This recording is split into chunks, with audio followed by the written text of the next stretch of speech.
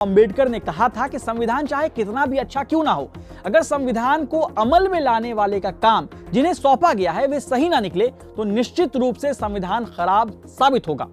अब उस आरोप पर आते हैं जिसमें कहा जाता है कि शादीशुदा महिलाएं अपने पति और उसके परिवार वालों को फंसाती हैं, यानी दहेज, डाउरी। भारत में 1961 में ही द डाउरी प्रोहिबिशन एक्ट आया।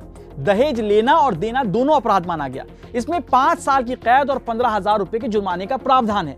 लेकिन बिहार से लेकर यूपी, दिल्ली, मध्य प्रदेश, हरियाणा, बंगाल जैसे कई राज्यों में दहेज खुलेआम लिया जाता है।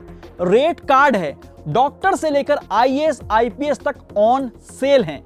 यही वजह है कि साल 2022 में भारत में लगभग 6,450 दहेज से जुड़ी हत्याएं हुई। एक और बात, लोग कहते हैं कि पुरुषों पर शादी से आजाद होने के नाम पर लड़कियां एलिमनी मांगती हैं, उन्हें गुजारा भत्ता देना पड़ता है। इसे समझने के लिए 2 बातें समझनी होंगी। पहली, गुजारा भत्ता के पीछे की वजह है कि परिवार और बच्चों की देखभाल करने के लिए पति या पत्नी को अपने करियर से समझौता करना पड़ता है। साथ ही वो पति या पत्नी पर फाइनेंशियली निर्भर रहता है, इसलिए ऐसे हालात में गुजारा भत्ता एक सहारा बन सकता है।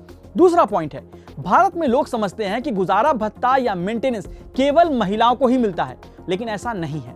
हिंदू विवाह अधिनियम यानी हिंदू मैरिज एक्ट की धारा 24 और धारा 25 के तहत अगर पत्नी आर्थिक रूप से सक्षम हो और पति फाइनेंशियली कमजोर हो तो पति मेंटेनेंस की मांग कर सकता है। साल 2011 के रानी सेठी बनाम सुनील सेठी मामले में दिल्ली हाई कोर्ट ने 20,000 रुपए का हर महीने गुजारा भत्ता तय किया था। अतुल सुभाष का केस हो या किसी और का, बार बार अदालत, पुलिस, कानूनी प्रोसेस में कमी सामने आ रही है। भारत में अभी कुल 848 फैमिली कोर्ट काम कर रहे हैं। अकेले 2024 में इन कोर्ट में 6,43,000 से ज्यादा केस रजिस्टर्ड हुए, जबकि करीब 12 लाख केस अभी भी पेंडिंग हैं। शादी और तलाक से जुड़े टैबू को दूर करना होगा, सालों से चलने वाले कानूनी प्रोसेस को टाइम बाउंड बनाना होगा। परिवार के टूटने से लेकर परिवार के बने रहने का मामला फाइनेंशियल के साथ साथ इमोशनल भी होता है। हर इंसान की परेशानियां एक दूसरे से अलग हो सकती हैं। सबको एक तराजू में मत तोलिए और समझिए कि ये लड़ाई मेन वर्सेस विमेन की नहीं, बल्कि एक इंसान के लिए न्याय की यानी जस्टिस की है, फिर वो चाहे पुरुष हो या फिर महिला।